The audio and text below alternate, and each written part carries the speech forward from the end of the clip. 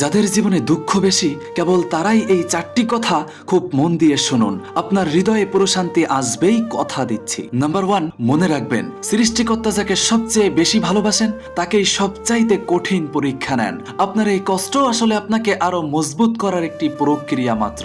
Number 2, মানুষ চেনা। আপনার এই খারাপ সময়টা না আসলে আপনি কোনোদিন বুঝতেই পারতেন না যে আপনার আশেপাশে থাকা প্রিয় মানুষগুলোর মধ্যে কে আসল আর কে মুখোশধারী প্রিয়।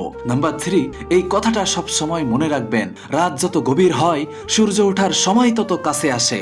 আপনার এই দুঃখের রাতও একদিন শেষ হবে বন্ধু, খুব শীঘ্রই আপনার সুসময় আসবেই, আল্লাহর উপর ভরসা রাখুন। নাম্বার 4, যে পাথর যত বেশি আঘাত সহ্য করে সেই পাথরই একদিন সবচাইতে দামি মূর্তিতে পরিণত হয়। আপনার এই কষ্টগুলোই একদিন আপনার সাফল্যের গল্প হয়ে বিশ্ব জুড়ে ছড়াবে ইনশাআল্লাহ। আসলে ভেঙে পড়া সহজ কিন্তু ধৈর্য ধরা কঠিন। আপনি কি আপনার এই খারাপ সময়